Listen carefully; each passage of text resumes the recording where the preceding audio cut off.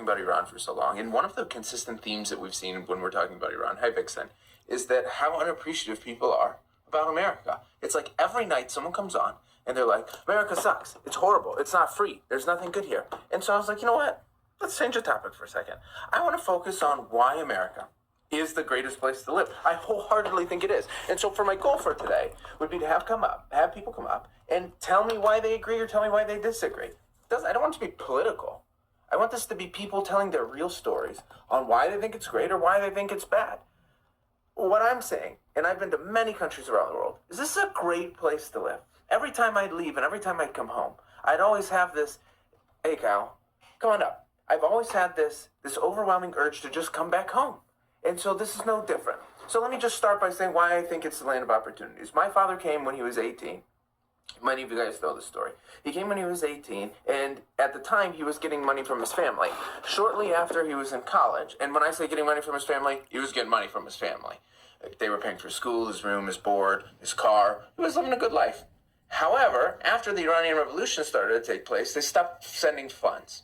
So quickly, his Camaro had to be sold for rent.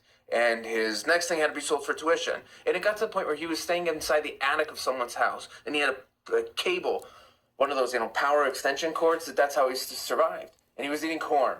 And so he went from having absolutely nothing to being successful now. And I don't think that story is unique. And I don't think that story could take place in a lot of other places around the world.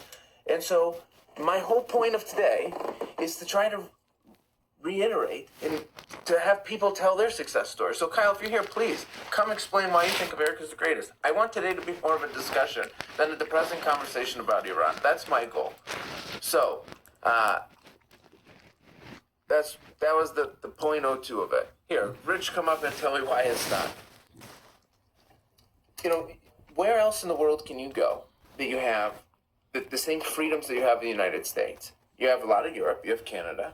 Okay, where else do you go that you have the same affordability, where you have the same taxes? Like, I am convinced that this is sincerely the best place that someone can survive. Kyle, come on up.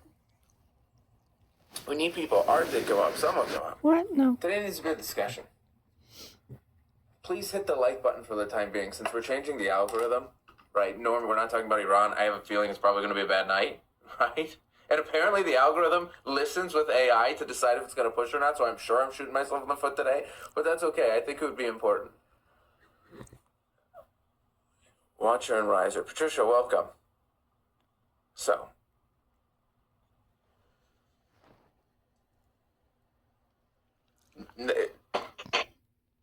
Hi, Victoria. Hello. Hi, how are you? I'm good. I'm just kind of sick and I just woke up from a nap and I was bored, so here I am. Well, welcome. Victoria, is this your first time on? It's my first time speaking with you. Yeah. Okay. Have you heard me talk before? I don't believe so. Okay, great. Well then good. So then you're neutral. So Victoria, just to give you a quick 30-second background, I had a show that was nightly that we would talk about Iran, and I did it a lot. And then one of the trends that I noticed is that a lot of people have complaints about how bad the United States is, thinking that the rest of the world is better. And from someone who's been to a lot of places, I just wholeheartedly disagree. What are your thoughts? What's your political affiliation, if you don't mind me asking? I am looked at your profile. No, it's fine. I am a 74% independent. So Okay. I tend to be a little bit social liberal, and I tend to be a financial conservative. So sincerely in the middle. And I feel like a lot of people I am honestly, I'm pretty similar in that aspect. I was a hardcore MAGA Republican for a very long time. Went to Mar-a-Lago consistently for 8 years. But I've had a complete change of heart, and I'm definitely more independent. And I wish there was more ability for independents to have success in this country, because it's just, there's no independent has had any significant part of the vote since the 1970s. Wholeheartedly agree. And I feel like most people, you kind of have to pick between the lesser of your evils, right? Like, do I want this extreme on the left or extreme on the right? What about the 99% of people who are in the middle, Well, I think over the past year or so, I would have to say that most people are leaning more towards being independent and being more towards the center. Just given and it's this is something that I've really thought about recently. It's not necessarily left versus right, and they're trying to put us into these boxes. It's essentially up versus down, and it's like the top 1%, like the political elites, the Democrats and the Republicans versus everyone else. That's fair. What, Victoria, is it Victoria? Yeah. Victoria, what are your thoughts on, do you agree that America is the land of opportunities? Yeah, I mean, it absolutely is. I just wish that our current president was not president right now. So you said you went from being ultra MAGA and going to Mar-a-Lago to then completely changing. What was the catalyst? Oh gosh, I could go on and on and on. I mean, so his first term, I was okay with it, and I was dating somebody who was the son of a billionaire, and he was. Wait, hold on. You got to date the son of a billionaire with a B. Yeah. What was that like? I mean, it was fine. We started dating when I was like 25, and we dated up until I saw him recently, and I'm 33 right now, but we dated for a long time. It was fine, but okay. we had differing opinions, and I decided to leave. I honestly, like, a lot of billionaires, I know that they get a lot of hate, and like a lot of people just think they're pure evil. His family was incredible, and I still talk to his mom, his sister, his grandma. I have nothing bad to say about them. It just like was not working for me. Okay, I had one interaction with a billionaire with a B, and funny quick story. I'm in real estate. I was selling a house, and it was an open house, and a guy comes in late. He wasn't dressed like super nice or anything. I'm like, hi, sure. So he walks around, and the first thing I notice, I'm friendly, is that he had really nice shoes on. So what do I say as he walks in? I'm like, oh my gosh, I really like those shoes. He goes, thanks. I said, I think my grandmother has the same pair, just like purely teasing him. So anyway, he ends up saying, yeah, I think we want the house. And I asked him for proof of funds. And so he's like, yeah, no problem. So maybe 5 minutes later, I get a call from the bank who's like, hi, so-and-so came by. He's capable of buying this house in cash at whatever the offer price is. I'm like, okay. But long and short is I would never in a million years known he was so chill. Is that how your story was? Yeah, and I think that a lot of people have like misconceptions when it comes to billionaires. Like, I mean, for example, my ex's mom would like wear like a Coach purse or a Kate Spade purse to Mar-a-Lago. Like, she just liked what she liked, and like they would wear just like Lululemon or Nike around the house. Like, even though they have like 10 houses, they're worth anywhere from like 10 to $83 million. For one of the 10 houses. Everybody was just super chill, and I still have respect for the family to this day. I can't really say anything bad about them. Wow. The parents have been married for 37 years now, and yeah, nothing bad to say about them. However, there is a lot of corruption.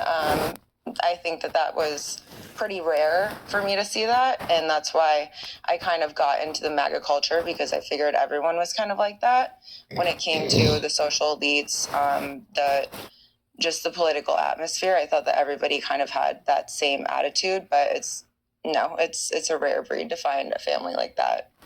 At that high up, I would assume. And one last question, then we can get back to it. Sorry, I'm like completely derailed. So no, you're fine. Did they lavish you with gifts like you wouldn't believe, or was it just nothing? No, not at all. And I had a great job at the time. I was in tech sales, and I was also I had my own consulting company kind of on the side. So I was like a hustler, and I was a top performer in tech sales. And so, for example, I was living in Trump Tower with my ex for multiple years, and we split. His dad had bought the condo for him right when he graduated college, but we weren't dating at that time. So we split the HOA fees. We split basically. He made you split. The guy's a billionaire. He made you split the HOA fees. I mean, I didn't have a problem with it at the time. God bless him. No, I mean, that's the right thing to do, but I'm just saying. I really just didn't have a problem with that at the time. I wouldn't either, but I'm just looking back, I would not accept that treatment now.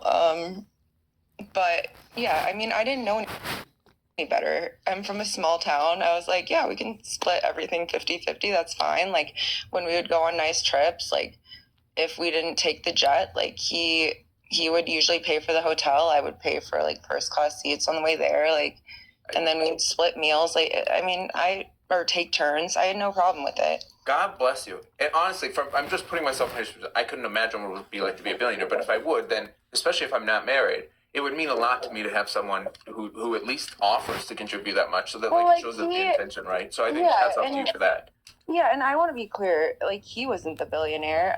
His dad was. So yeah, they own sports teams. Yeah, they have a private equity company. Yeah, they own one of the largest healthcare companies. Like, but he was not the billionaire. Like, we met when we were literally in our mid-20s. So it's not like, it's different when it comes to that. So I didn't have a problem with it.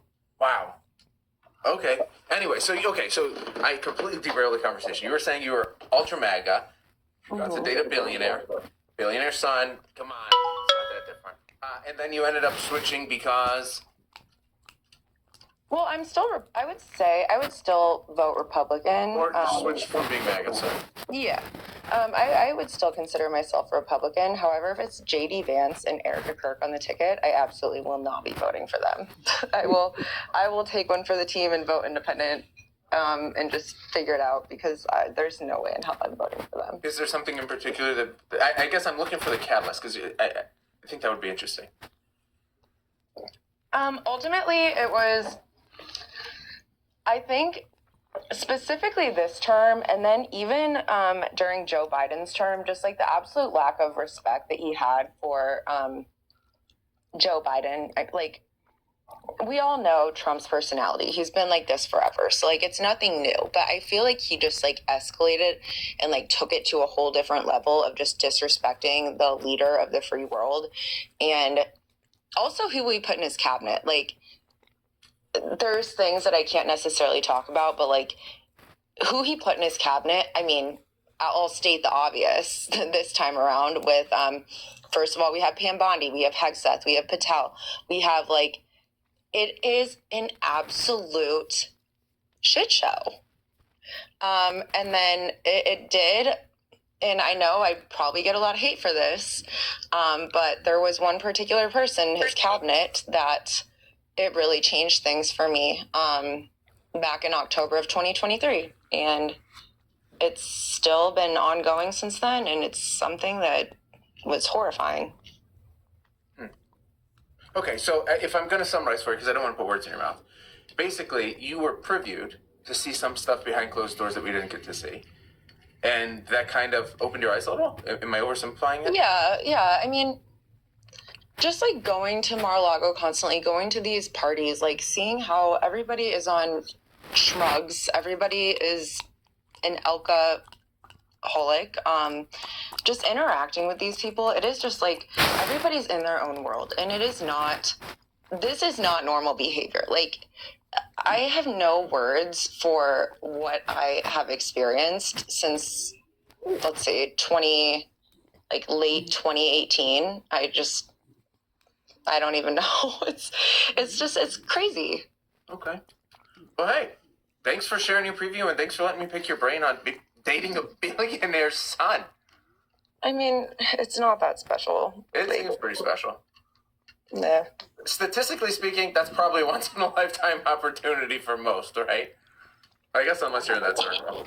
Yeah, it kind of just fell into my lap. Sent me a DM on Instagram. Well, thanks a bunch for coming up, Victoria. Yeah, of course. Thanks. Wait, but in terms of politics, I don't know. I mean, this is my 7th account, to be honest. Okay. I just created this account a few months ago, and now I guess I've ramped up my followers again. I think I have 56K or something, but I don't know. Do you have trouble keeping your accounts on this app? No, I'm just a small fish in a big pond, so I don't have any issues. Not yet. Oh, yeah, I've had a lot of weird things happen. But anyways, I can stay up or I can drop if you want to talk to someone else. Yeah, or just let me know. Someone else is up here. We'll see what happens. Okay. Thanks for coming up, Victoria. Yeah, it was a pleasure hearing your story. Yeah, thanks for having me. Thanks a bunch. Bye. Bye. Okay, first time I ever got to talk to someone who dated a billionaire. Seymour, what's going on? I stumbled upon your channel, and I deal with the super wealthy on a daily basis in my job.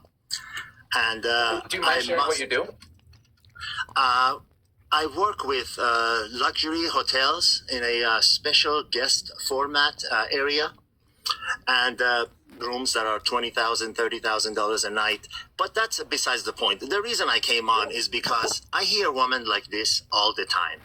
Everything she said from A to Z was building herself up and how great she is and how substandard everyone else is. Do you know how many women I come across? They say, "Oh, my ex was a billionaire."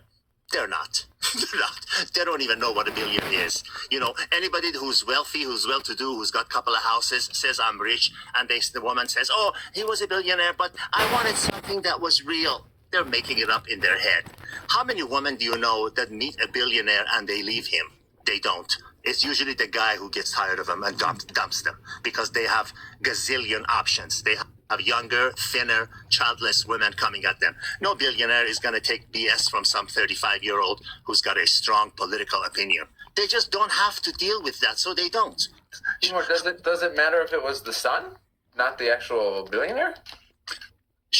Listen, the word billionaire is being thrown around too easily these days. You know, billionaire means someone who has $999 million plus one. You know, they don't know what that means. They don't know what that means. Everyone who's rich says, "I'm a billionaire."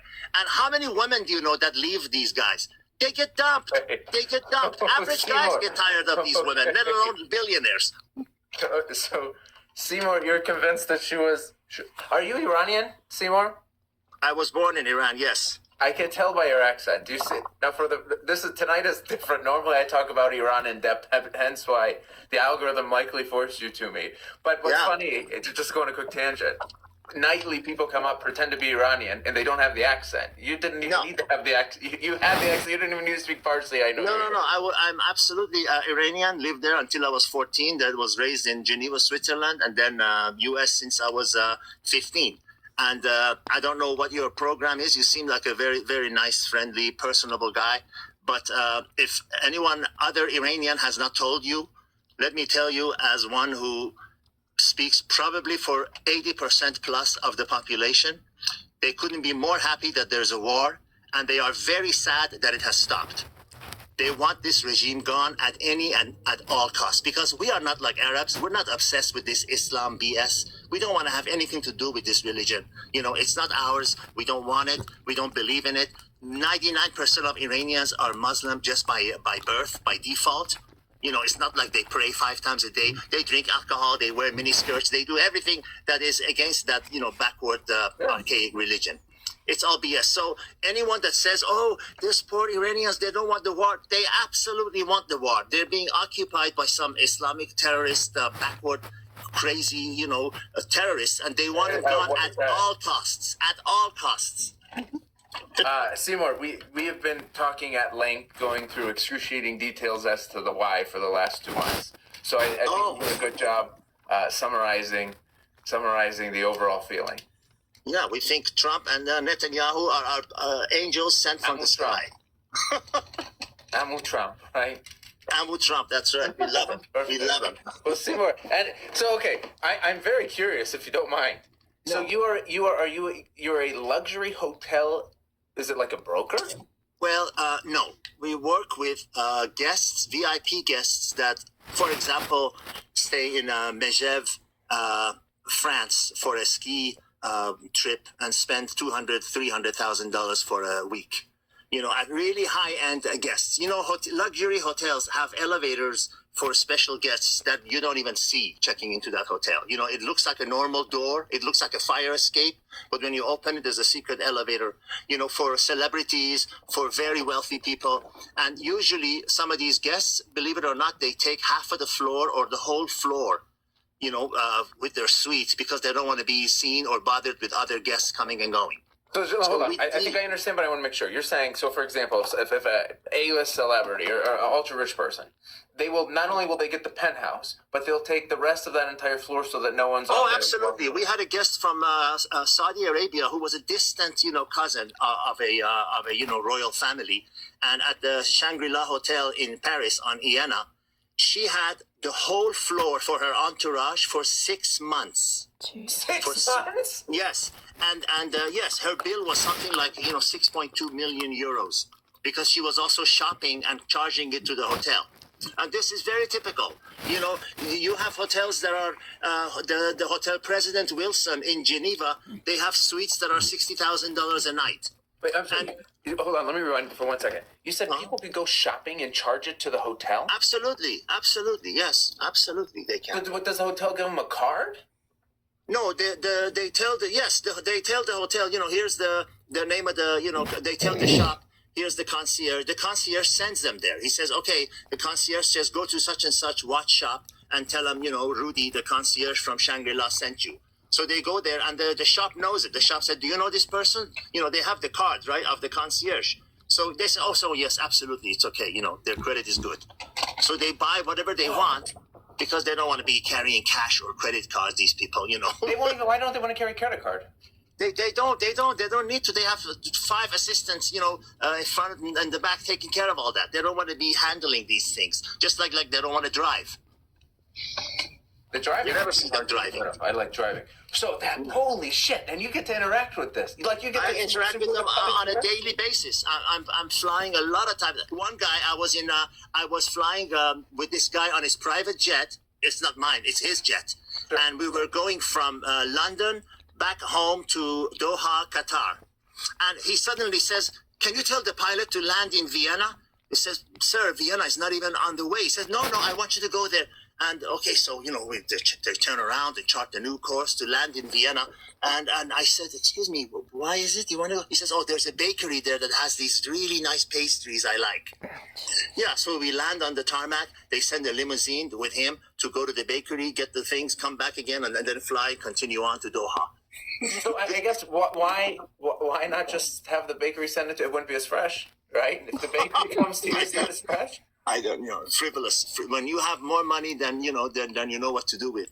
You know, a lot of these people, I don't know if you've seen them or not. If you go to nice hotels in London, in Paris, certain hotels like Plaza Athénée in Paris, you see in front, you've got Rolls Royces, Ferraris, Bugattis, all these, you know, Koenigsegg is $3 million each with a special license plate. These people put their cars on a plane like a luggage and they bring it with them.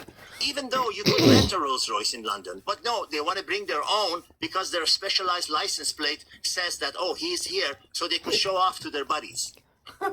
This is the kind, and you know, it costs $35,000 each way to bring a car on a 5.5 hour flight from Riyadh, Saudi Arabia to London.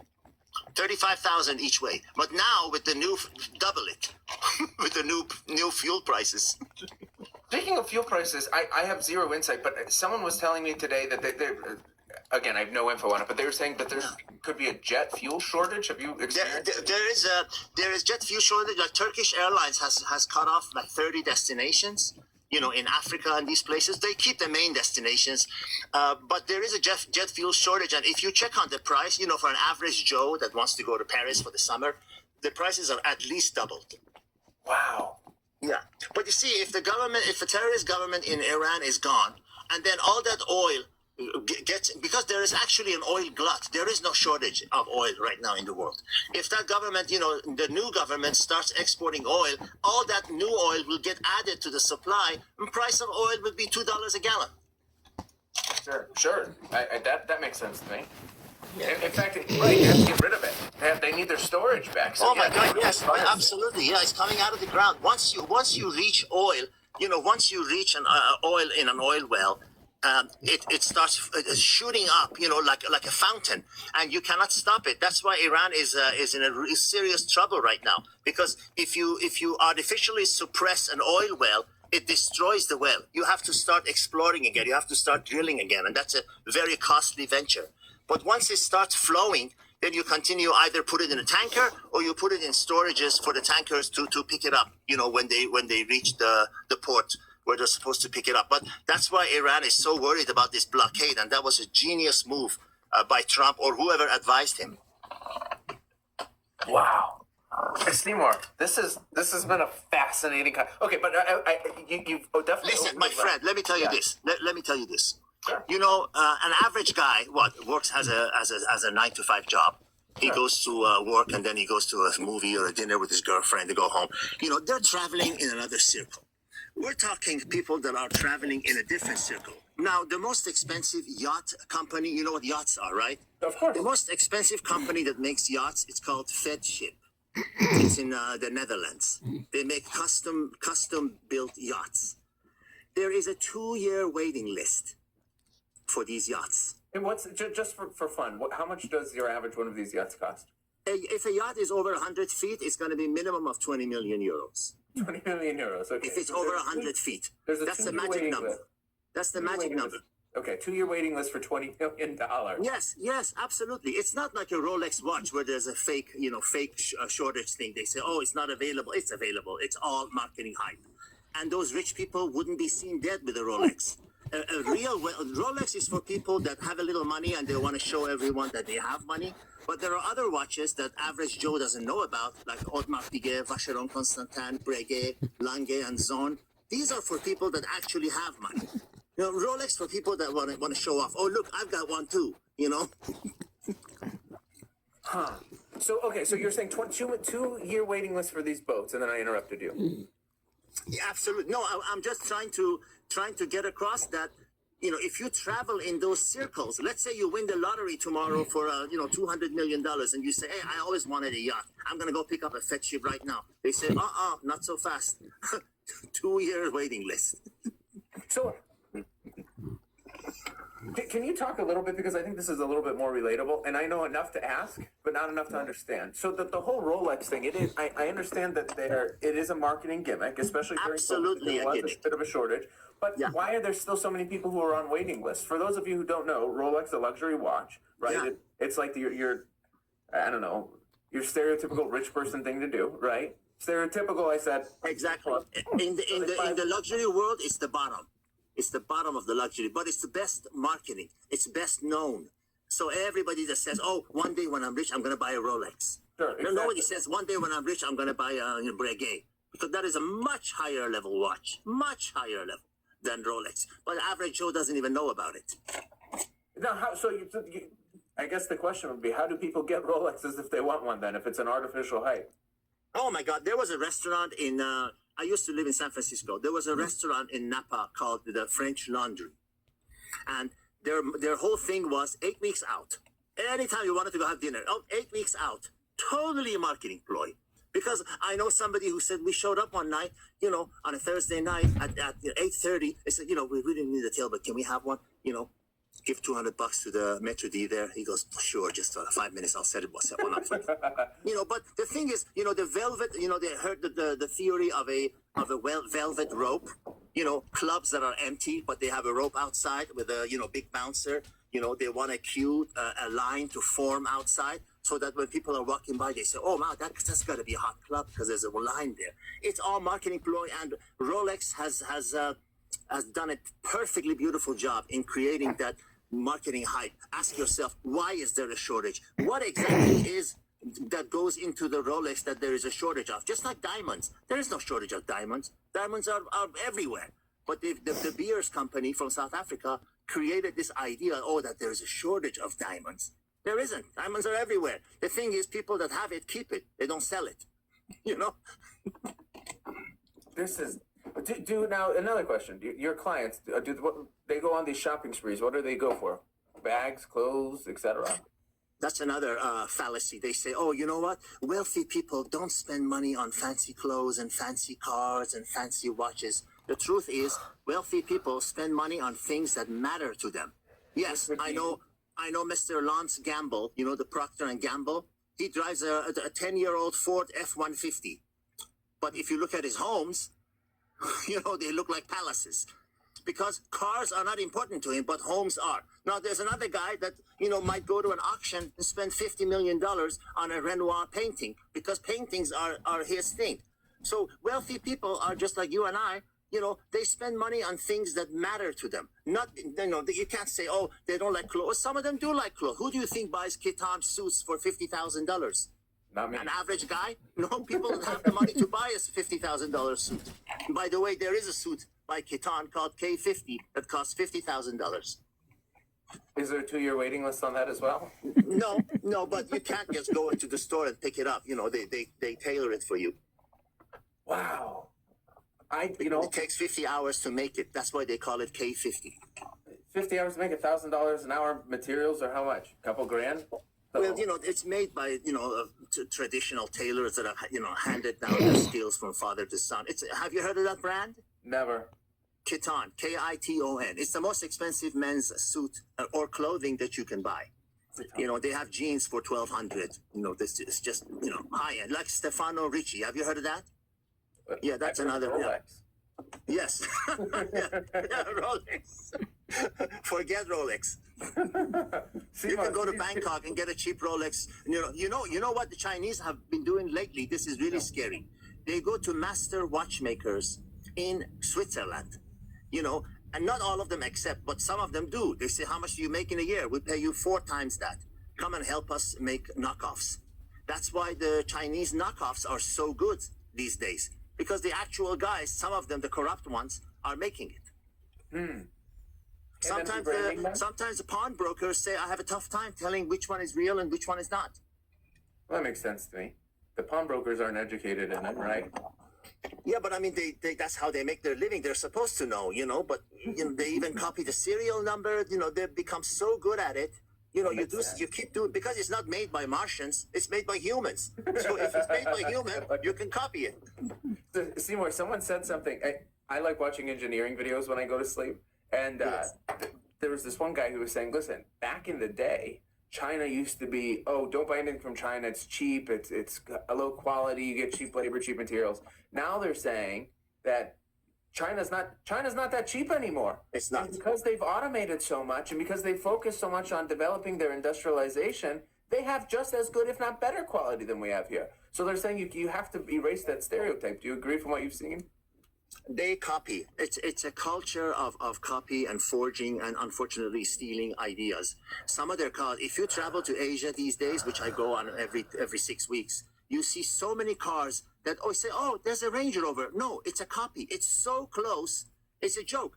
And Jaguar and another company, I think it was BMW, sued 2 Chinese companies, the Geely, and they won because they had so closely mimicked their design.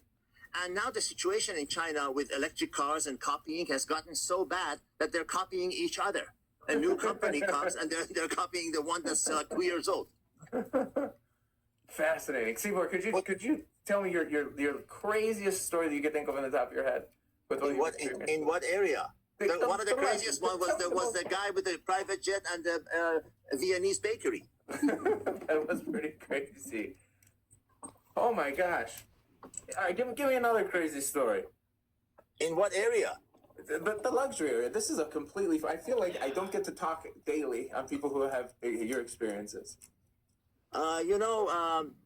There was a guy who was in south of France at Fraser Yachts. Fraser Yachts is a big yacht dealer in the south of France. They have offices in Florida also, but their main office is in Monaco and Cannes in the south of France.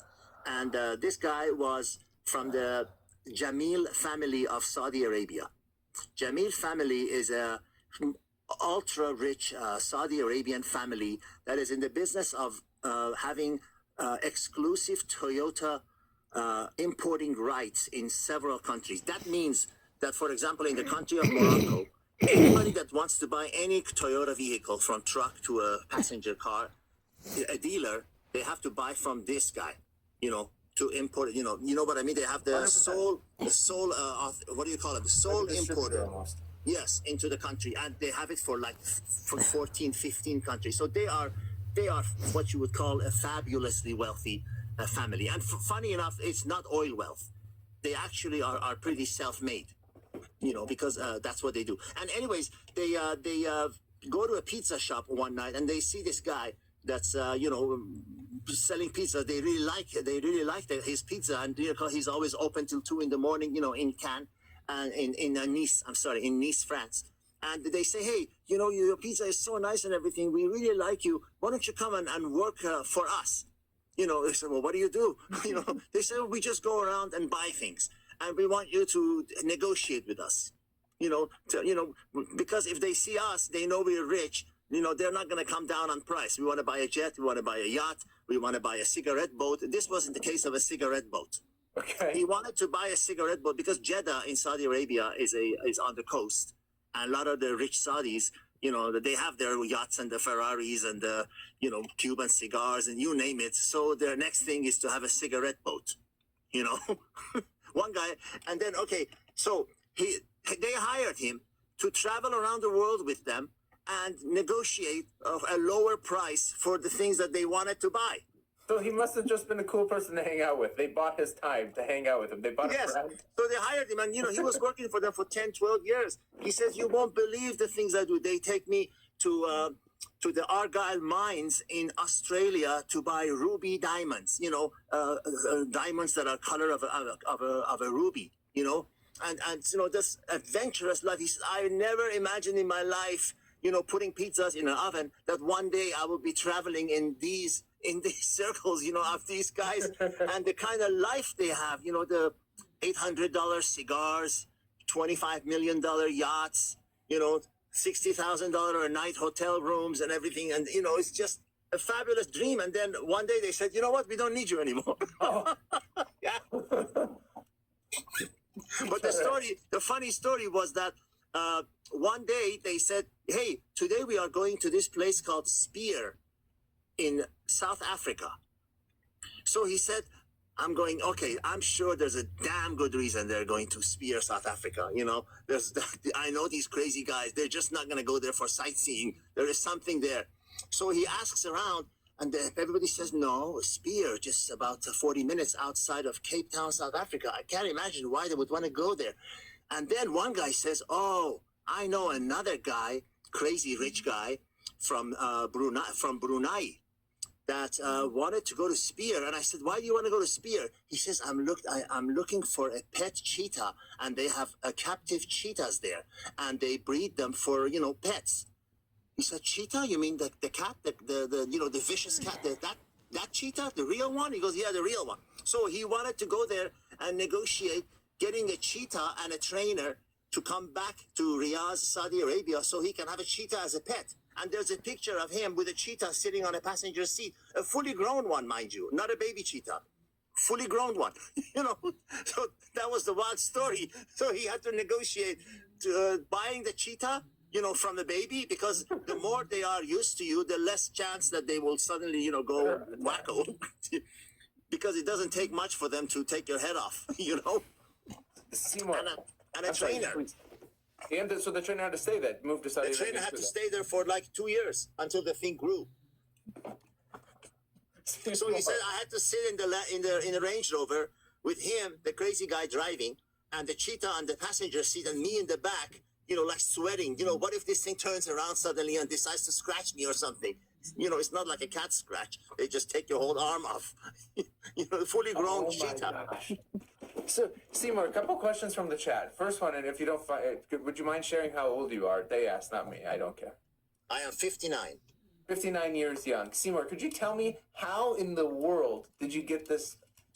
I'm still not entirely sure what your job is, but how did you get what your job is? Oh, my job is very simple. We arrange hotel stays, luxury hotel stays for the VIP. And VIP is not the 1%, it's the 0.1% of the wealthy. So then one of these, presumably the assistants, would call your company. Is it Yes. your company? Yes, because they travel in the same circle. So once you do a good job for one of them, you Right. keep getting them. I swear I turn them away because there are so many of them, that want something at the same time, and I just can't do it. It sounds like you need a division up on the Midwest, and I'm your guy. So you start. How did you get into this business? I got hired about 25 years ago by a Swiss company that did hotel guide. It was before internet. They had a hotel disc. They had a CD disc of fancy hotels to sell to travel agents. And they hired me, and that's how I got into it. The most expensive hotel, what do you call it? I'm sorry, a boarding school in the world is in Switzerland. It's called Rosé, Rosey. So if you're a head of state, king and queen, or the super wealthy, they send their kids there to basically, learn not only education and other languages, but also etiquette, how to eat, which fork to use at the table, and all those things. And the girls, the parents send their girls there. They sometimes borrow money, if they don't have it, because they want them to befriend these future captains of industry. So Rosé, if anyone who travels in those circles, they know that Rosé school is the place to be. If you want your kid to be in the right network. So that makes complete sense. That they're almost investing in their kids' future friends, right? Yes, and then a guy from this hotel was working for that company that I got hired by, and he was training me, and he was teaching me all the ropes. He was teaching me all the inner workings of how these things really work. And once you're in that circle, you're trusted, and you got jobs coming left and right at you. It's never ending. I mean, a lot of them, and the worst part of it is, the richer they are, the less respect they have for your time. So they don't care if they call you at 3:45 a.m. on a Wednesday night, morning, and they say, "Oh, were you sleeping?" I said, "No, why would I be sleeping? It's 3:45 a.m. on a Wednesday night." They say, "I want to get into this club called Stringfellows. Can you help me get in? Because they don't know me, they don't recognize me. I have money, but they don't know me." So I called the manager, at 3 a.m. In London, and I say, "Hey, you see the guy there with a red bow tie? Let him in. We know who he is. Don't worry about it. He's gonna take care of you." So things like this. Now, how do you have those connections with that one club, right? Because I've used them before. I've been there before. You've established. I mean, I'm not being funny, and I wholeheartedly believe you. Normally, I come in here with an extremely dry sense of humor, and I go, "Oh, okay," but I'm like being sincere. I believe everything you're saying. So, absolutely. Then over 20, 30 years, you've established relationships with thousands of different places. Yes, and there are, I've got them in my basically a modern version of a Rolodex, and there are places. There are very limited places that you can go, that these people want to go, and they all know where it is and what it is, but they might not be able to get into it. You know what I mean? It's, for example, the Ambassador Casino in London, England. You can't just walk in there. They don't care how much money you have. You cannot just walk in there because the people that are in there, they demand a certain level of exclusivity and privacy. But, once you're introduced by somebody that is already a member or somebody that knows him and everything, then they say, "Okay, all right, you can come in," So it's not like there are thousands of places in every city. There are very few places, super exclusive places or hotels in every city that these people want to go. And they all pretty much know what it is because they told them, "Hey, if you go to Paris, go to Plaza Athénée. If you go to London, go to Dorchester, If you go to Vienna, go to the Zacher Hotel." You heard of the famous Zacher Hotel? They're famous for their chocolate cake, which is called the Zacher Torte. Torte means cake in German. So the hotel is famous for their cake, but the hotel is very exclusive. If you have money, you got $1,500, $2,000 a night, you can get a nice suite. But these people get the exclusive corner suites that are $15,000, $20,000 a night that, average person doesn't even see. Probably eat the same cake, though, right? Yeah, the same cake. Yes. Seymour, this is fascinating. I feel like but my whole point was people throw billion around. I've heard that so many times. I work in an office that everybody was going gaga over the receptionist because she was this super good looking young girl, but she was from South Dakota, really, one of those country girls and whatever. But I mean, strikingly beautiful, kind of a Grace Kelly kind of a look. And when she dressed up and everything, so there was this boyfriend that would keep sending her flowers like every other day, And I saw her about 2 years later, and she had turned into a complete hippie. Stopped, making her hair, stopped wearing makeup, and, just, the hippie types of Northern California, where I used to stay at the time in the San Francisco area. And I say, well, what happened? This rich boyfriend that used to, send you flowers and everything, and I don't know what part of the country you are. This guy was one of the big fundraisers, funding companies in Sand Hill Road in Palo Alto, where all the tech companies get their money, you know, super rich guy and everything. She says, oh, I got tired of the glamorous life and the jet and the this and that. Then I saw a guy that was a friend of him. And I said, oh, wow, man, that Agnes, it's a terrible thing. She left, you know, Brad, because of all the, she told me it was, she got tired of the, you know, the fancy life and the jets and everything and going to Rio de Janeiro for breakfast. And they said, what left him? Are you kidding? He was seeing 4 other girls while he was dating her. He dumped her like yesterday's newspaper. What do you mean? Girl. Yeah, women make up these stories to make themselves, you know, look If better. I now I feel bad for her, Seymour. Be trying to, right? I'm telling you, you don't believe everything you hear. You gotta, if you're smart, you question everything. Everything. From A to Z. Even when it seems so real, you question it. Like they say, oh, there is this disease called, you know what, with a C, that, you know, you gotta get this special, you know what, the V, and that will protect you, and nobody else will get it after you do it and all that. And some people say, oh, yes, okay, let me put on that thing on my face to protect myself and everything. Then you realize a couple years later, it was all... Seymour, a couple more questions from the chat. The first one is, someone is asking if you're Esfahani. No. Those people do not have a good reputation. Well, he said they were judging it based off of your English accent. No, both of my parents are from one of the oldest cities in the world in Iran called Yazd. Yes. And then there's been 3 people who wanted me to let you know that they're willing to apply to work for you. You have 3 ladies that would like to be your assistants, so just FYI, you have that. Let me make. I've got a long list. I think I hit was someone said you probably have nice cologne. I think that's cologne. Absolutely, Creed, Virgin Island water, and I've been wearing Prada Amber for 30 years. I prefer Old Spice. Hey, that doesn't smell bad at all. Actually, it reminds me of my father. You know, Old Spice was big. The big. Do you remember the big China, the porcelain bottle with a plastic cap? That was the old style. You know, the old traditional Old Spice. Yeah, they used to have like a ceramic bottle. We're talking luxury. Old Spice A, okay? Old Spice A? Yeah, it makes it sound luxury, right? We're having a very luxurious conversation here. Yes. Where is your home base? My home base is, I live 6 months in Cannes, France. I have a small place near the sea in Cannes, and the other 6 months I'm traveling. So you travel with your clients? Absolutely. In 4 days, I'm going to Jakarta. On the private jet? No, normal jet. I'm going via Kuala Lumpur, Malaysia to Jakarta. Now, Jakarta is one of those cities, you know, everybody goes to Bangkok and Vietnam. And Jakarta is, nobody goes to Jakarta. Everybody goes to Bali, Indonesia. But Jakarta, you know, Indonesia is a very wealthy country. They have oil. They're an OPEC member.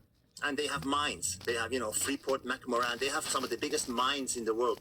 And Jakarta is an ugly city. Ugly city. It looks like it's in decay.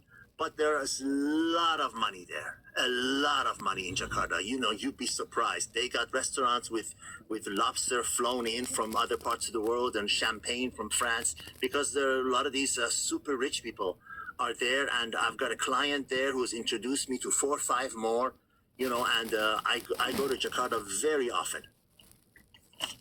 Huh. What an interesting life. Seymour, are you married or do you have kids? No. I do not, honestly, I do not believe in legal marriage. I advise all my friends to avoid it like the plague. You know, it sounds selfish, but if you are a man that has any assets worth speaking of and you value your freedom, to get married and expose yourself to the atrocious divorce laws of the West, you're putting a gun to your head with someone else's finger on the trigger. Because all the woman has to do, love, right? All the woman has to do is wake up one morning, say, I'm not happy. And usually they say, I'm not happy after some time has gone by and they've secured a good amount of, funds through divorce laws. Seymour, is it Seymour? That's the name I prefer to use. Okay, Seymour. So Seymour, I don't know if I agree with you there, right? Like, Oh, of course Part- not. part of No, no, being that's, a- I part was of- just telling you what I believe. You that's asked me, fine. I'm married. You're allowed to. And you know what? Yeah. You've probably seen, based on your sphere, you've probably seen things that are only visible to movies for most, right? So it Yes. makes sense Yes. that you might have a little bit of a. You know, I want to tell you something. They asked 100 women from 100 different countries, different cultures, different backgrounds, different religions. Women who were married and men who were married to that same woman. So they took them apart and they asked them separately. If your wife needed a kidney and you were a match, would you give up one of your kidneys to save her life? 81% of those men said yes. Okay, I thought you were going to say no. So 81%. That's what, by the way, you know Tina Turner, Yes. the singer that died? Her husband did that. Her husband gave her a kidney. Okay. You can look it up. He was a I believe you.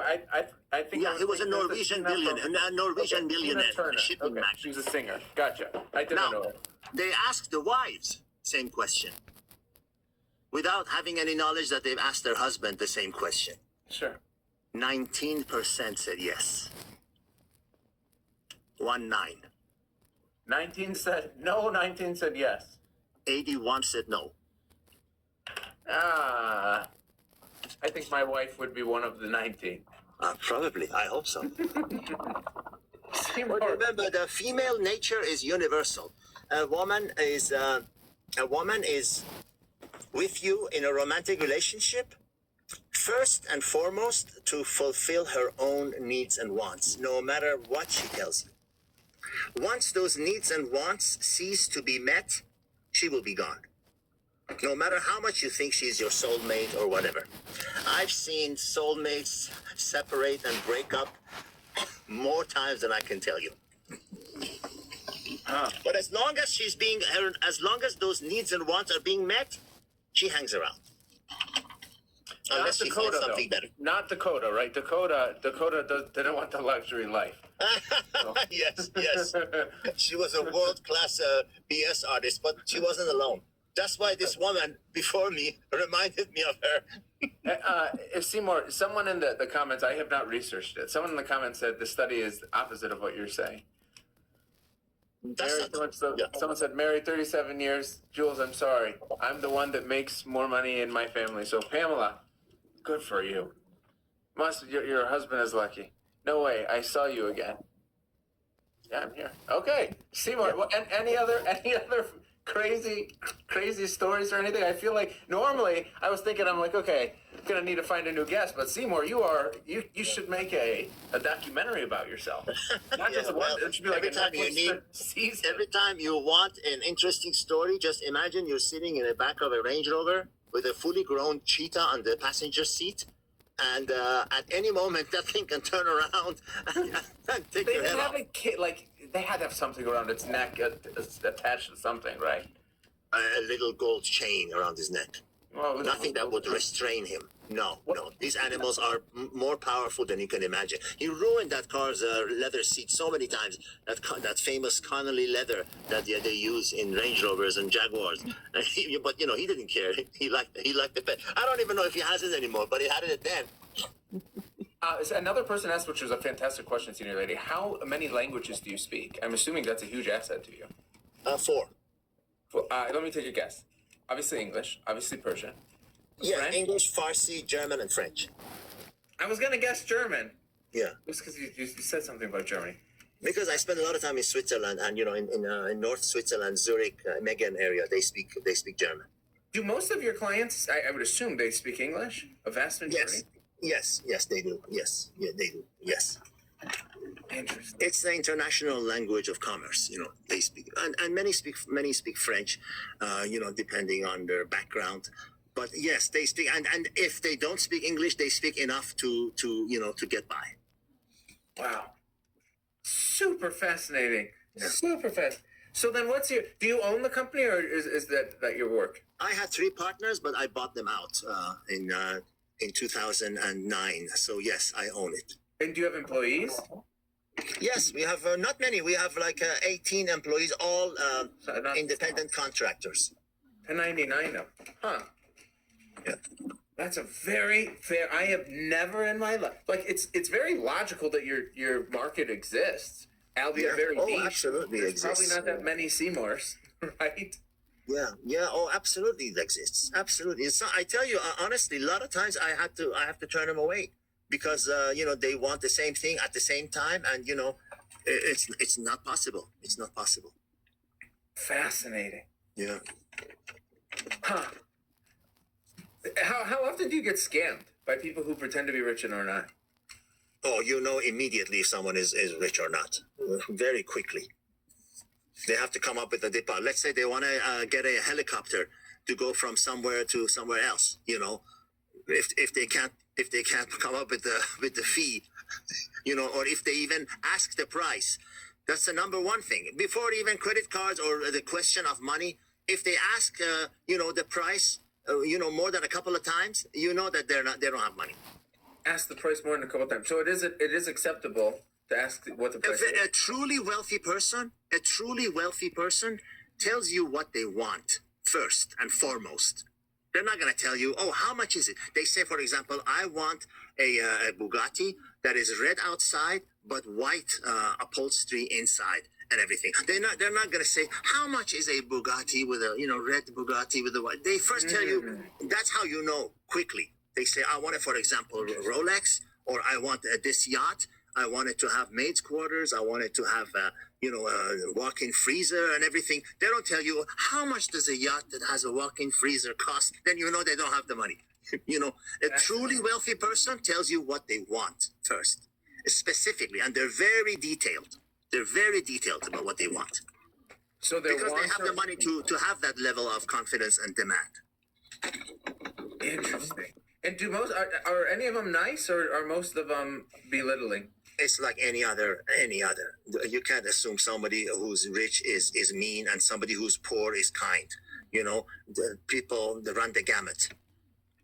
You asked me about money. Do you know that even with a Rolls Royce, for example, you can call the factory and you can have anything, any kind of a weird request, and they'll do it for you if you have the money. Because you can say, I want the door handles to be gold. I want the inside to be animal skin. They do anything you want if you have the money. It's no question asked. They'll be glad to do it. People think, oh, a big company like that, they don't do custom orders. Absolutely they do. Absolutely they do. For a price. Even a famous cologne company will put your name on it if you want. They put your name on the cologne instead of theirs, and they put their own name with a little print below it. If that's what you want, money talks. They're in the business to make money. Huh. Wow. Holy cow. Yeah. The thing is, if you are living a normal life, like I said in the beginning, if you're an average Joe, someone who makes, let's say, $175,000, $150,000 a year, he thinks he's doing very well, but there's always a bigger hand. You're not even aware of this level of wealth and this level of luxury and this level of lifestyle. Because you don't exactly run into them. Right. You know what I mean? A lot of the super fancy restaurants, you go, let's say, you like a girl and you take her to a restaurant, you spend $300 on dinner or whatever. They have banquet rooms in the back that you don't even see, or sometimes upstairs. A lot of times you see that in Japan, in Tokyo. They take the average customers, to the normal floor, but they have secret doors upstairs. And then when you go upstairs, there's another door that you have to bend to go in. That a normal guest won't even know that it exists. For the super wealthy, because they don't want to be mixed in with other people. Just like, fancy hotels have, the normal breakfast room that everybody has breakfast. And then they have the club floor, for the people that have suites and junior suites. Then they have other areas that is above you that. mean, hold on, because I travel. I just want to make sure. You're talking about like Marriott's Platinum Lounge where you get free stuff. Marriott is a 4-star hotel. Let's say JW Marriott, which is a 5-star hotel. They still have a platinum lounge. You're talking about for those platinum members? I'm talking about, I mean, if you have a Just suite. kidding. You're saying in addition to that. No, if they have a suite at a hotel, they say, sir, you don't have to go to the normal breakfast room. You can go to the club floor on 16th floor. But there is also another level for the people that hire the whole floor, that you don't even see those rooms, because they don't want to be mixed in with other people, for whatever reason. Some of them, one person could be an arms dealer, they don't want to be exactly known what they're doing. Actually, that's a really good point. How many of the people, I'm assuming you've interacted with some not good people? I've interacted with people that make things that, or import things. If you go to a U.S. company that makes detonation devices for certain explosive things, right? They ask you 100 questions, before they are selling it to you. And you're not allowed to export it out of the country. You'll get a call quickly from the Secret Service. They said, what the hell are you doing? Or even, I had a guy that had a private, the old jet, a 707. 707 used to be this Boeing long jet. And this Arab guy loved this jet. And the engines were just too old. And he wanted to buy engine. We had a very difficult time buying this engine from a guy named Whitey in Houston, Texas. And after we went through 3 months of paperwork and everything, they said, oh, you can't export it out of the country. Where the hell are you going to send it? What are you going to do with it? They thought we were going to use it for some kind of a military thing. I said, why do you need this engine for a plane that was built 40 years ago? So that's it. There's this crazy Arab guy, rich guy, that likes his jet. He has a bedroom in it and a kitchen and a spa, jacuzzi, and the engines are too old. He had a jacuzzi in the jet? Absolutely had a jacuzzi in his jet. Yes. Yes, absolutely. Crazy Arab guy. A jacuzzi? There had to be a cover, right? Yeah, they have a sealed cover that when the plane is moving, taking off, and landing, the water will not spill out. What? Holy cow! Yeah. What a life! Yes.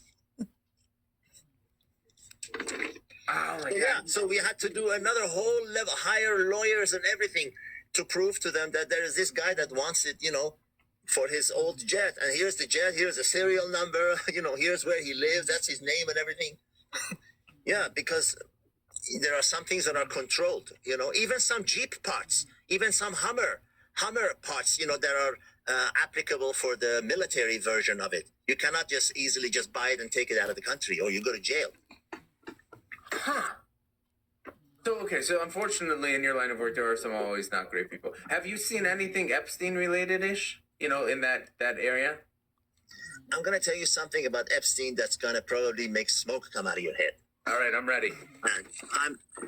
There is no doubt, there is absolutely no doubt, no decent person will argue that abusing children, people that are, boy and girl that are underage is wrong. But if I told you, over 90% of these girls that were on Epstein Island, not only they were not forced to go there, they were actually begging to be picked. Because these are Eastern European girls, impoverished. They have nothing. They work in hotels, they work in restaurants, they work in factories, they work at ski slopes, making $300 a month. Suddenly someone says, do you want to get on a private jet and go to this Caribbean island and mingle with the super rich people? And you see a lot of these pictures, they're laughing, they're enjoying, they're having fun.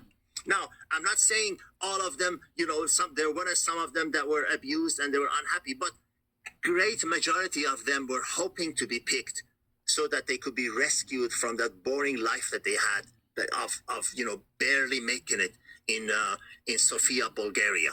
So Seymour, to clarify, you're not talking about kids, right? Have you ever seen kids?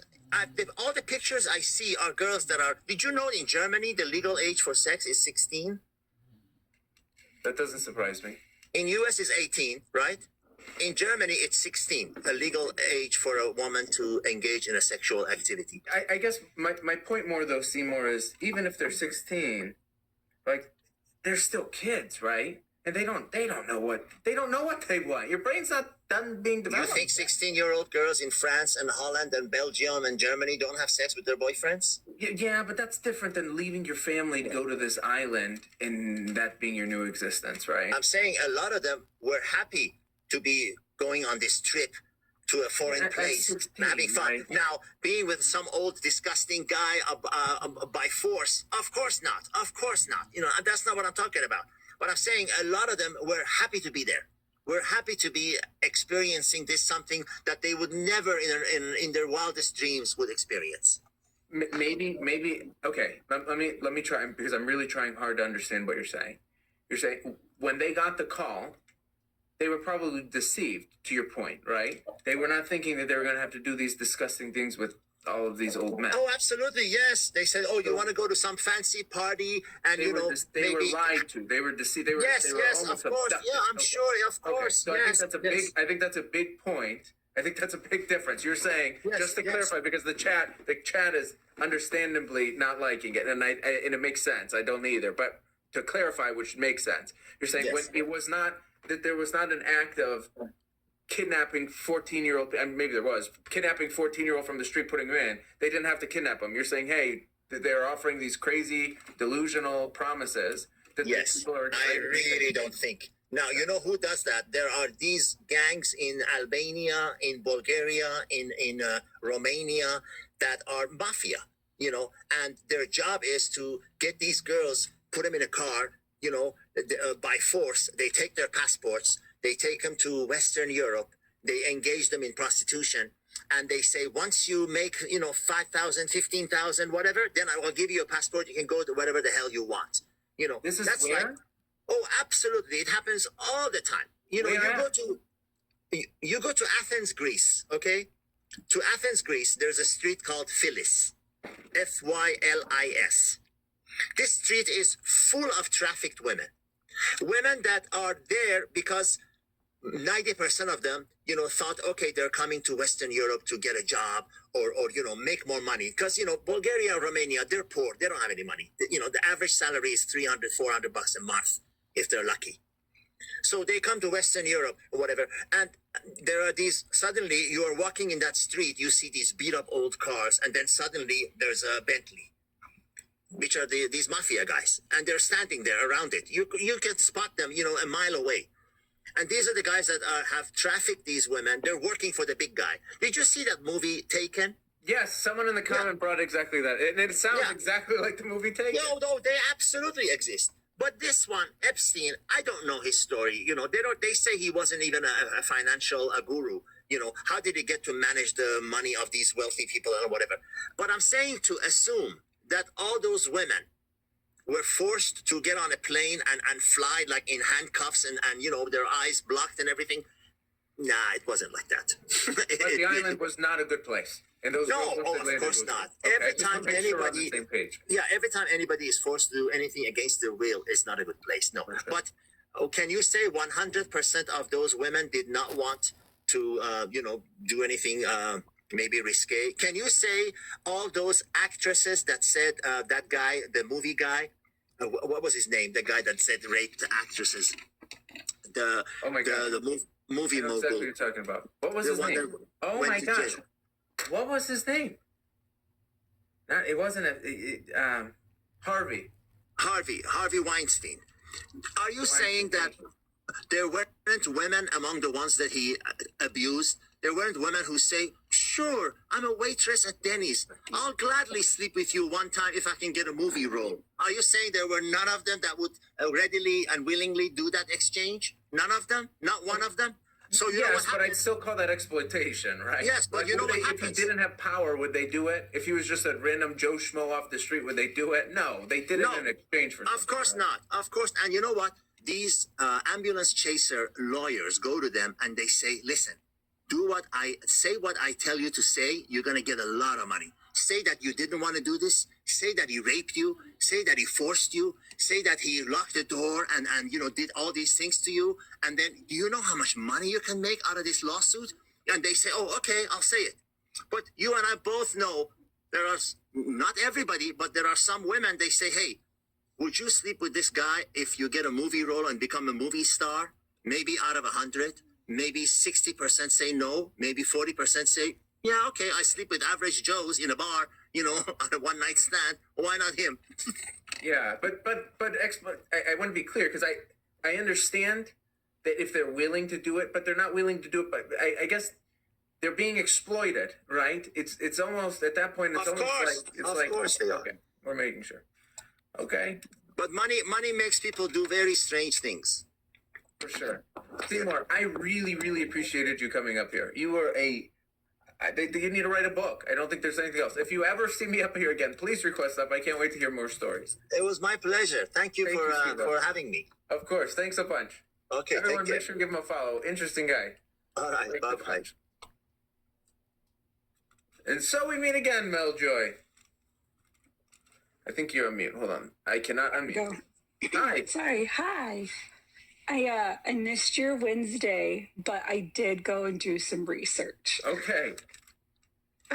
Yeah, no, I just had to see if we could try to chat about something else that was Sure. triggering. Bring it up. Yeah, so I was thinking about what you had kind of said around like the oppression that folks were feeling and receiving in the violence in Iran, and having this conflict be something that is seen as like helpful and needed. Okay. And I was wondering if you, because I think that was, could you correct me if that wasn't kind of the So far, so good. The sentiment? people are oppressed. Okay. Yeah. And so my thought is, what I was wondering is what would your perspective be on like the ideal like outcome? like a real like a, I don't know how to explain, like a likely outcome given the Okay. situation, not like ideal, but like what is possible in the scenarios that Gotcha. are happening right now. I will answer your question. Give me 1 second, though. We Yeah, have, of course. everyone, for those who just joined, it's a different show than normal. We just had a handful of interesting people. I just want to talk to interesting people, and I think interesting people have different stuff to say. And for the record, regarding Seymour, I think he initially came on.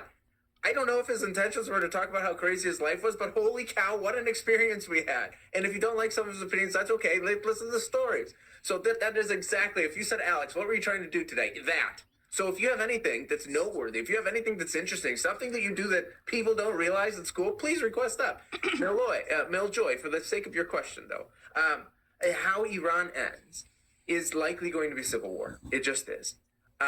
How I would like it to end ideally would be the IRGC to step down and let Reza Pahlavi take over, because I think he has the best solidified plan right now.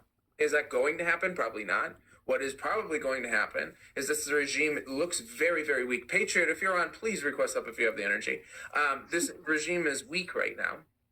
And because they're weak, it appears that they're becoming fragmented, where we have people who want to survive and people who want to get revenge with the USA, and they seem to be split. And as long as that split happens, everything else is weakened, and weakening of the IRGC and the government is good. It makes it easier for the people to take over. So TLDR, I think it's going to lead to a civil war of some sort. Okay. I feel like that would happen regardless of the US and Israel's Probably. involvement. Probably. Okay. Yeah, that's a good point. Are we helping? Is the US I think because that's kind of like what we were chatting about the other day, was like whether or not that intervention is actually helpful. Yes, they're weak. For 47 years, the Iranian people have not been able to do much against this government. The government has been getting stronger and stronger and stronger. The people have been becoming more and more frustrated, but they don't have any power. They have literally sticks and stones, whereas the other side has military stuff. So by U.S. and Israel coming and weakening the IRGC, without question, they're helping the end goal of freeing the people from the Iranian land. That's fair. Cool? Yeah, thank you. I appreciate you, Meljoy. Thanks a bunch. All right. For those of you who just joined, it's different tonight. I liked it. I think it was really interesting. And I'm sure there's 66 of you in here right now. Someone has to have something interesting to say. Request that. Otherwise, I'm just going to keep reading the comments. Exactly. Money does make people crazy. Money does make people crazy. Helen, he was so refreshing. He was, right? Kind of me, part of me was like, dang, like you only have one life to live, right? And they get to live that life.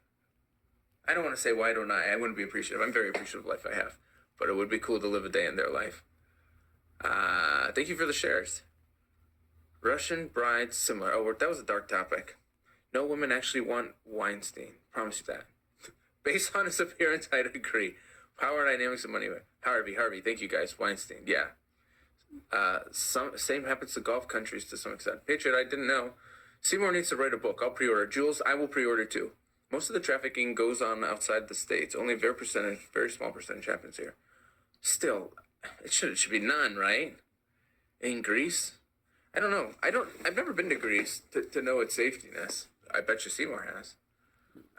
Okay, Alex, you look tired. No, I slept in, I have a little 4-year-old, and God bless this little boy. Oh my gosh. I'm literally waiting for someone to request that, for the record. But God bless this little boy. He fell and got hurt 2 or 3 weeks ago. And like he scratched his knee. He wasn't hurt bad. And he was frantic. And my wife does a really good job at freaking out whenever she sees, a little injury. It was, on a 1 to 10 scale, this was a 1. And so he's crying, and so I looked down, I got down, I'm like, listen, his name's Remy. I said, Remy, breathe. Like, no, I don't want to hear you cry. I want you to breathe.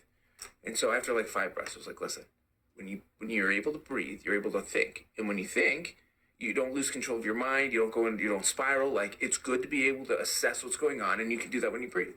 So anyway, the reason I say that is he slept in until 9:30 this morning. That's the latest he's ever slept in by like an hour. And so when he finally woke up, I was like, hey, dude, what's going on? He said, Daddy, I breathe. I was like, you should breathe, buddy. He said, no, Daddy. Last night, I had a bad dream, and I didn't call you. I breathed, and then I fell back asleep. I'm like, oh, my God, you are the best little boy ever. So anyway, I'm very well rested. Very well rested. You got to praise him and say battle scar. I don't even think it's a battle scar. I don't even think it's a scar. I don't even think there was red stuff. It was like a scrape at best. Great advice, Dad. I try. That's how the other half lives. Most men cannot live without a woman. I could probably survive, but I don't think I'd be nearly as efficient, right? You could talk to him for hours. Very interesting. He was fantastic. Henry, thank you for sharing. That was an awesome interview. He was. Now we just need more of you. I'm going to start randomly yelling at people. Hey, Sarah, thank you. Great parenting, Jules. He's a great little kid. Makes it easy. Anywho.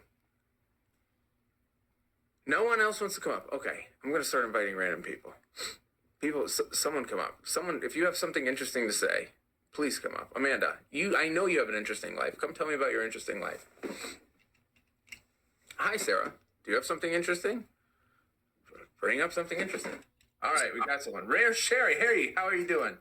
I'm doing good, thanks. How about yourself, Alex? I cannot complain. Life is good. It's Saturday, Friday? What is it? It is. It is Friday. I'm actually putting together a table here, and all of a sudden I looked over, and it looked like I was being pulled up. So okay, so Sherry, tell me something that people should know. Something people should know. You know what? I don't usually get a platform. I'm just going to go ahead and tell you, everybody always wants to know what type of diet is perfect for the average human being. Are you a and they like to dietitian? say that you should eat this, you should eat that. And sugar is Sure, real quick, before we go down, I'm totally down to have this combo. What's your background, just so everyone knows? Well, basically, I'm Gen X. I'm in my 50s, and I'm disabled. Okay. I have 3 rare diseases, and I'm getting ready to tell you about one of them. Okay. Okay, I just wasn't sure if you're a nutritionist or doctor, but I'm all ears. I'm not either. Keep going. No, but we're basically a doctor without degrees. Whenever you get a rare disease, you have to learn so much about the human body just to kind of, I say that kind of jokingly, doctor without degree, but you just have to learn a whole lot about the human body just to kind of survive. But what I'm trying to basically, I just wanted to say that for those that are out there demonizing sugar, for some of us, it is actual medicine. Elaborate. I have acute intermittent porphyria, and in an attack, these are horrible, debilitating attacks. I mean, I'm not trying to go down no pulmonary, just let you know it's extremely painful. Elevated heart rate, feels like you're being run through with a flaming medieval sword through your gut, maybe a migraine, all kinds of, basically a whole host of different symptoms. But drink some sugar water, drink a Coke, that's going to help me. And in the day and age of everybody trying to avoid diabetes, I just want you to know that there are people out there that have to have sugar. For sure. It's a spectrum. And so, most people don't realize that. So I'm just throwing it out there. If you ever find that you feel better whenever you have sugar, if you have sick attacks and you feel better when you have sugar, you might want to get that checked out.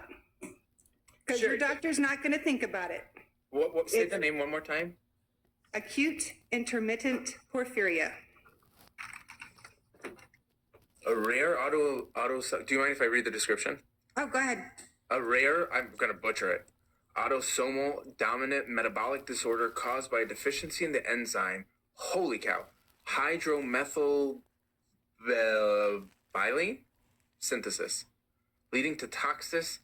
Yep, this isn't in English. Yeah, I'll just go ahead and tell you. It's basically, everybody has, heme is in every cell in your body. Most people know of it in hemoglobin.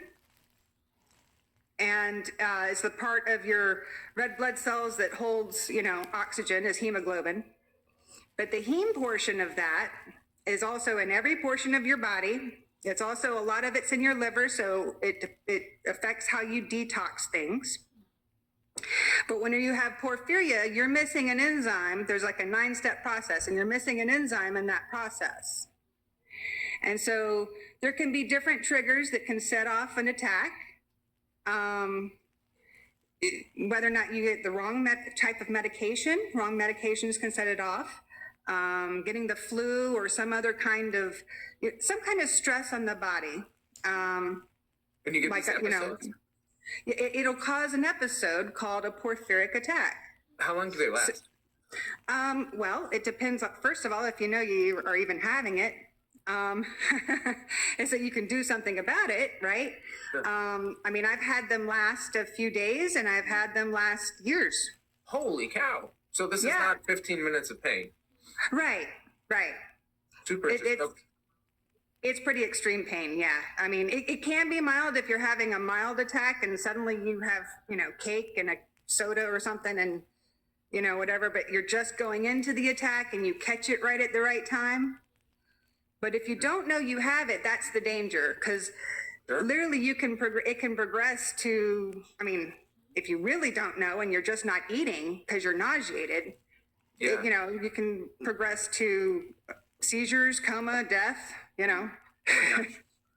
But thankfully they found it, and sugar seems to make it eliminate the struggle.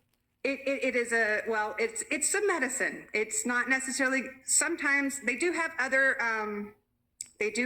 treatments now. So technically, you should go to the hospital, and they should give you this stuff called panhematin. But first of all, getting diagnosed is already hard. Sure, it sounds like it. If it's rare. It's a process. It took me 3 years of ongoing crazy debilitating attacks before we figured out that I had it. And my mom saw something on mystery diagnosis and was like, I think you have this. Your mother found it. Yes. My mother's brilliant. But she saw it. She saw a guy on TV on one of these we were trying to figure out what was wrong with me. I couldn't work. I couldn't function. And she was watching mystery diagnosis and she saw a guy that looked like me. And she believed in it so much, she paid for my genetic test. Wow. So, and came back. I had it. Wow. Well, thanks, Mom. So I have a weird This is an interesting topic. I'm not a nutritionist. I'm not a doctor. I did study biology a little because I thought I was going to be a doctor, and then I'm like, hold on, my dad wants me to be a doctor. I don't want to be a doctor. So I studied chemistry and biology for a couple years in college. So I know enough to ask silly questions and enough to have a general understanding of absolutely nothing. But here's my theory with it, because I am one of those guys who's like, I try to avoid sugar like it's a black plague. And I also try to avoid bread, not because I don't think gluten has anything wrong with me. It's purely reading my body. So here's my theory, and feel free to tell me if I'm crazy in chat. Please let me know too. So basically, there are some stuff that I eat that makes me feel good. There's some stuff that I eat that makes me feel bad. I try to eat the stuff that makes me feel good. I try to avoid the stuff that makes me feel bad. If I, for example, have a cup of, eat a muffin that has a bunch of sugar in it at 2 o'clock, 30 minutes to an hour later, I feel like I need to fall asleep on the couch and take a nap. If I eat a big steak, 30 minutes later I can go wrestle. Like it really, steak, for example, treats me good. Bread, same thing. If I eat bread for lunch, oh my gosh, I need a nap and I need a second cup of coffee. And even coffee, for example, I need coffee because I think I'm addicted to it. I don't think I know I am. But like, if I don't have my second cup of coffee, I get a headache, so it's not good.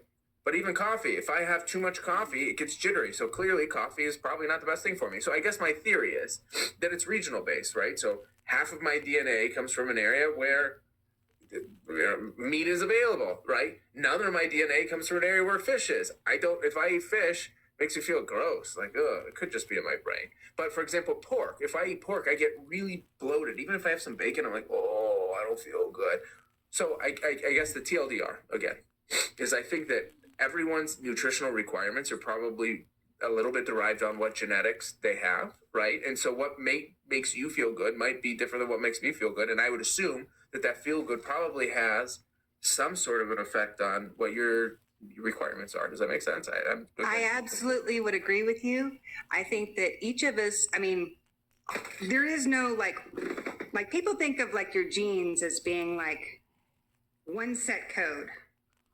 But even within each individual gene, you can have hundreds of different combinations of that one particular kind of gene, even though it's only made up of 4 different molecules. I mean, 4 different ingredients. Sure. Arginine, and I forget what they're called. Anyway, you know what I'm talking about. I do. I remember.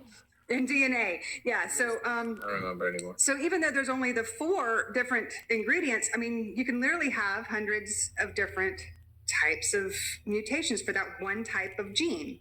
And so each gene is kind of like an on or not just an on or an off switch, but like, I mean, it just affects how your body processes things, and it calls for a little more of this substance or a little less of this substance, you know?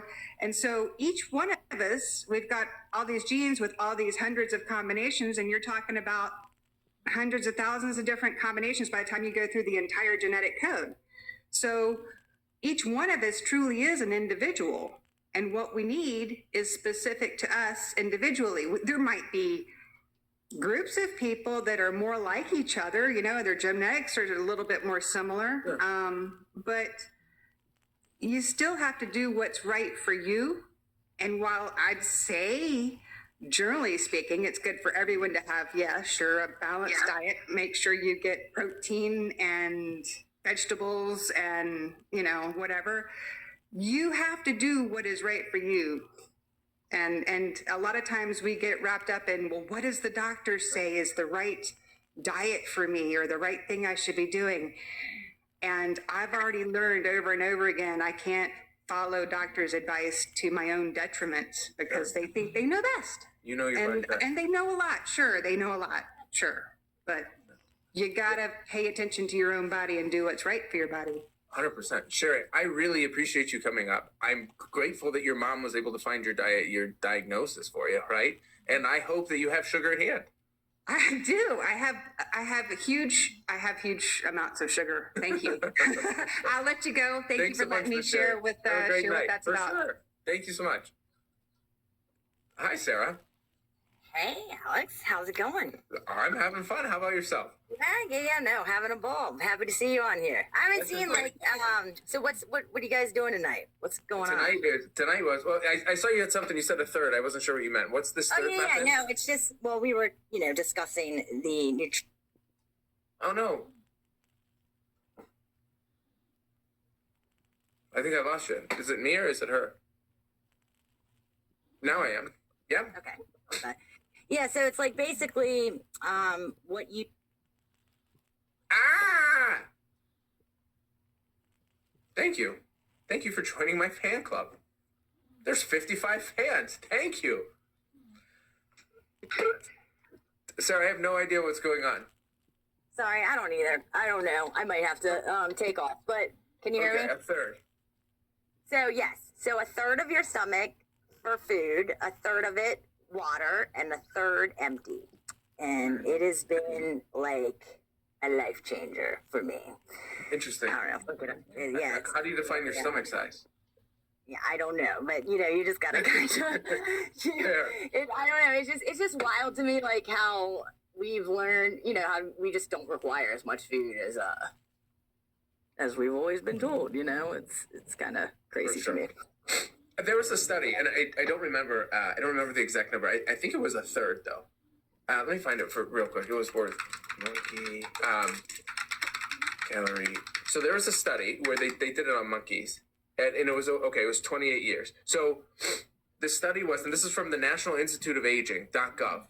People will be like, "Oh, I don't trust the gov." Come on, National Institute of Aging is probably not biased. Okay, they did a study. It was over 28 years on rhesus monkeys that they gave 30% fewer calories on average than the others, and they lived 30% longer. Oh wow. Okay. Hey, it's all wild. That's what I was saying earlier too. Like, whatever happened to the food pyramid? Remember when we were like, they used to push that on us so hard. I'm sorry, I'm rereading it. The title was a lie. They lived 2 years longer. 28 years was average, and now then it was 30. So still 8% longer. Sorry, I just want to make sure. But anywho, so calorie deficit is for sure something that's supposedly healthy for you. Oh yeah, definitely. I mean, anytime I want to just lose some weight, I'll just it's like your stomach. The more you eat, you're like hungrier, and when you shrink your stomach, like you don't need a little bit, and you just don't require as much food. Yeah, for but sure. That's just everybody's different. What so I guess you not so much war discussion tonight, huh? No, I'm taking a break from it. That was the intent at least. Yeah, nice. Okay. But I will have another. Don't worry. Not going off. But I think it's important that look, there's other stuff to talk about. So let's 100%. we had such an interesting conversation with someone before, and I'm looking. There's still 40. I have time for one more. It's 12 o'clock. I should really go to bed. But it's so good to have we met some really interesting people tonight. So my goal is to find them. So maybe what I'll do, Sarah. I know a lot of interesting people. It's just a matter of getting them to commit to 10 o'clock at night is tough. Mm-hmm. But boy, for example, I would love to. I have a friend of mine, and the guy is a legitimate genius. I've never met someone like him. He has 3 full-time jobs. Now he'd have to come. He won't come on camera. He'd probably change his voice, but he has 3 full-time jobs. He's a developer. 3 jobs, and on top of that, he still barely works. He's just that smart. So I think it would be fascinating to talk to him. And be like, okay, what made you come up with the idea? How'd you do it? What's your day-to-day like? How often do you have multiple meetings at the same time? What do you do when you have 2 meetings? What do you do when you have 3 meetings? What happens when you have to go, there's interesting people in the world. And I think we just for sure. I think it's good because you do a good job of, discussing all things. And I appreciate it, Sarah. That would be awesome. Yeah. Okay. Well, you have a good night. You too. Thanks a bunch. Drive safe. All right. Bye. Bye. I think she was in the car. Thank you for coming up, though. All right, my friends, I'm going to call it quits. Someone come up. If we don't have someone come up, then I might call it. Amanda, you flip houses. Come tell me what your life is like. I have so many questions that I could ask on that. Patriot, it doesn't let me invite you. I know your story. You should come up and just scratch the surface a little. Your facial expressions are priceless. I dig your laugh. Thanks, Joe. Thanks, Kathy. If they're priceless, then we should have Seymour, take some pictures. I'll sell them. They can be for sale. Absolutely. Seymour was great. It was fantastic. I don't want to pronounce this wrong. Marina eats once a day. I find myself doing that naturally. Maybe I'll graze. I don't eat breakfast. I never did as a kid. I like to sleep more than I liked eating. And then if I eat a big lunch, then I need a nap. So I typically eat a small lunch. But dinner, your boy goes to town. Big time. When you look at your phone, it freezes. That's supposedly bad for you, but I didn't want to make a loud noise, and now I'm feeling the burn. Okay. Anyway, okay, no one's coming up. Come on, Amanda. Same. Yes, I enjoy Seymour. He's good. I have a bunch of interesting people we got to bring up. Bless you. Thank you, guys. Let me see. I don't think he's on. See if this guy's on. Give me 1 second. So I have a couple interesting people that I know. Let's see if anyone will come on. I don't think so. People, I like sleep. Friday nights, I like to go out and stuff. Well, come on, loser. I missed the interview. Will you have it available to rewatch? Kathy, I don't record them. I should.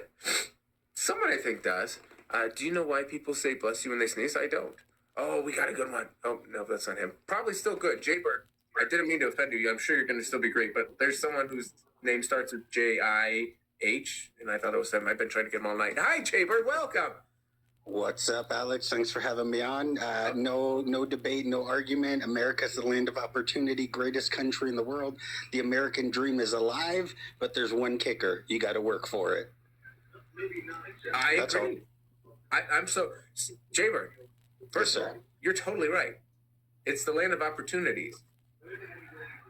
You got to work for it. But you got to work for it. You know, everyone says, "Oh, the American dream is dead." No. The American dream is alive. I'm the descendants of immigrants. My dad he came here at the age of 30. I wasn't Where did he born come from? Morocco. Morocco. He came from Morocco when he was 30. Were you born yet? No. He came here, met my mom, had me, a few other kids. Hard worker, small business owner, was never terribly successful. The vast majority of his wealth is, like most Americans, tied up in his home. You know, the equity in his home, Los Angeles, California. As you can imagine, buying a home in the early 90s till now in the suburbs of LA. You know, I mean, don't get me wrong, you know, the vast majority of my memories growing up are my parents fighting about money and how they're going to pay the bills, which I'm sure isn't uncommon. I'm not a sob story. There's no violin playing in the background. No. But, you know, it just taught me I have to work hard. I have to grind. I have to invest my money. I have to make my money, I have to have my money making me money. It's not just about your salary, right? It's about your investments. So, Jaybird, if I could ask for a second, was your mom Moroccan as well? No, my mom, so my dad's Sephardic Jew. My mom's Ashkenazi.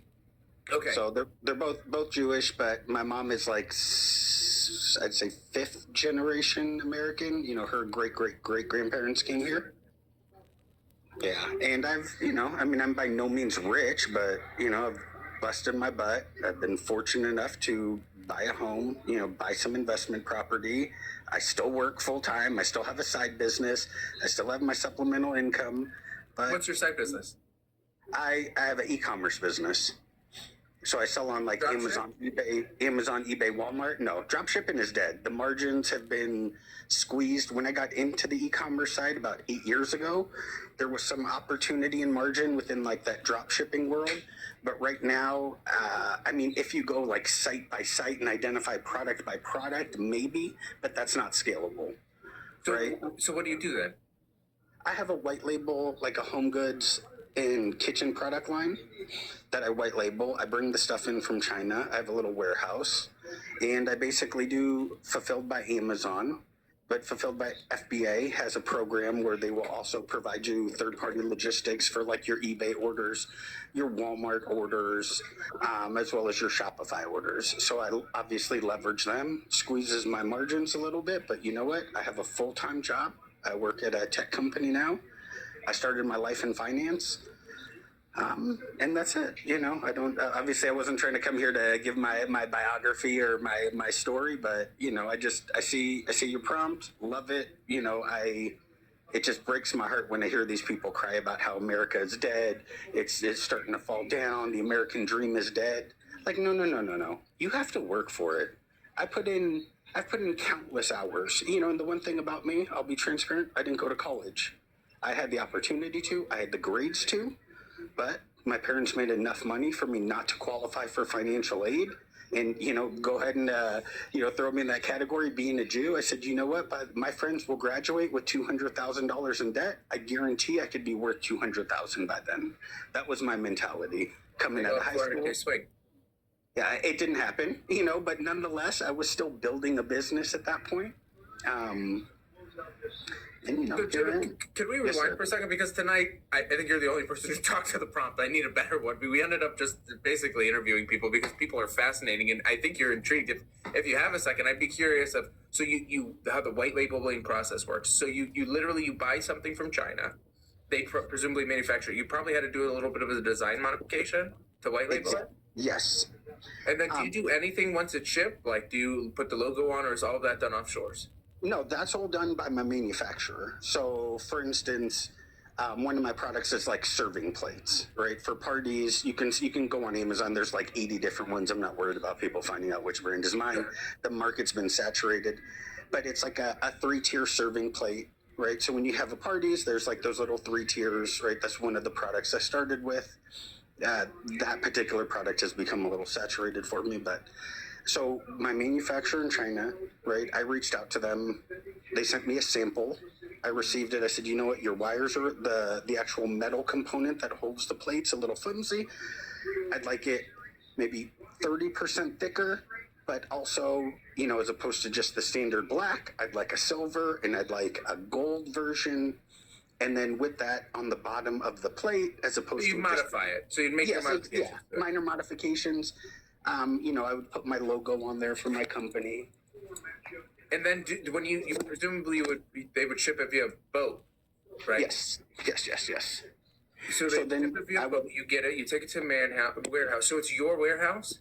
Yes. So I take it. So I have a warehouse. I live in Los Angeles, California. Okay. I would receive. So basically, I'd contact my manufacturer in China. Obviously, you don't want to put too many eggs in one basket without it being a proven product. Sure. So I started, because the only way you're going to really get the deal is by doing full container loads. Just from a shipping perspective, because a full container might cost you today $5,000, but if you were to ship a quarter of a container, it might cost you $3,500. So you're talking $5,000 just in shipping costs. Yeah. Oh yeah. So then you're not ordering 10 units or 100. Oh no. Not at all. I started reselling on Amazon big brand name products. Right, so I would be looking at, like, in the home space, OXO, Gibson is a big line, Libby does big in glassware, Anchor Hawking, Luminark, things along those lines. Okay. So I would see, I'd buy 10, 15, 20 pieces of each one of those products. I'd see how they sell. All right, this particular product did well. I'd go back to my wholesaler. I'd buy 100. Okay, this thing does well. And presumably, when you go from 10 to 100, you get a discount, right? I mean, you're working with wholesalers. They're not going to want to give it to you, but you tell them, like, all right, well, I'll take 2 pallets, but what kind of break can I get? And they'll normally give you a little bit of a break. So your margins increase when you buy in bulk is what I was trying to get. Yes, sir. Yes. Okay. So once you see that this particular, let's say, blender, or like an immersion blender is doing really well, or like an electric wine opener a few years ago, that was really starting to catch traction. So I saw that the Oster electric wine opener was doing well. One on Alibaba, right? Found a few suppliers, kind of made them compete against each other, found their minimum order quantity. Yeah. And then once I basically found the supplier I want, of course, I would get a sample from each, which did cost. They'll refund you if you place an order with them, but out the gate, they're not going to pay for it because the shipping is a lot, the product. They don't know. Order the samples, then you'd make them compete. You'd see which one you'd like. You'd buy them, put them on. So I guess did I miss anything? I think I got that part pretty good. Yeah. So my only question is, if you have your own warehouse, and you said you have FBA, Amazon fulfills it, do they come to your warehouse to pick up stuff? Yeah. So what I'll do is, right. So let's just say I have 5 products, and in the container I'll get 2,500 pieces of each product. I'll bring the 2,500 pieces of each one of those products to my warehouse, and once they get to my warehouse, I will then create an order to send to the Amazon distribution center. Who sent So it? I go, yeah, I will send it from like a local supplier. So I'll go on Amazon, I'll create my shipment, right? And I'll say, I'm going to send 500 of these, 250 of these, 300 of these, and 400 of these on a pallet. I'll send it to an Amazon distribution center. Amazon distribution will take it. Essentially, this is probably like next level, but Amazon distribution center will then distribute it to all the fulfillment centers throughout the warehouse, throughout the country. That way, they can provide that 2-day shipping. Gotcha. No, I got that part. So okay, I was under the impression that they were going to come to your warehouse and pick up stuff every time they need a ship, which I just couldn't comprehend. So that makes sense to me. From your warehouse, it makes its way to it. Okay, I got you. Yeah, that's the only way to scale, given that this is like my side hustle. 100%. Jaybird, I really appreciate we going into the weeds about your side hustle. Yes, sir. My Thanks pleasure. so much, Jaybird. I think I might call it. So I appreciate you coming up. All right, man. God bless you. God bless America, and keep fighting the good the land fight. of opportunities. Thank Yes, you. sir. All right, take care, my man. Bye-bye. Bye, bye. I knew someone who became extremely wealthy, not Seymour level rich, maybe like a couple million, off of wholesaling toothbrushes, the heads, like when they had those electric, they still do the Crest ones that have those little heads on there. The guy figured out a generic version of it. I don't know if he got sued or whatever, but he did the same thing. So he would buy it. He took Crests, made a couple modifications, and then sold it as compatible, and made a ridiculous amount of money. Jules, good night. I have to go to sleep. Good night. I'm sorry. I hope you guys had fun. I had fun. So that's what matters, I think. But an interesting night. So maybe next time I'll get a more appropriate thing. It was supposed to be what we started with, but that ended up being boring. Not you, Jaybird. I meant America's Land of Opportunities. That was a bad topic. We should have had like Seymour come back. That's a topic. So anyway, thank you guys. Thank you for the likes. Thank you for the follows. Thank you for all that fun stuff. I probably won't be on tomorrow, but if I do, I'll post. Make sure you follow me, and I'll post when we're going to go on. And if you have something interesting and you didn't feel like Amanda or Patriot, if you're like, tonight's not the night, maybe the next time is. Come up. Let's have fun. Seymour, we're going to have him back, of course. Thank you guys, my friend. Have a great night, everyone. Take care. Thank you.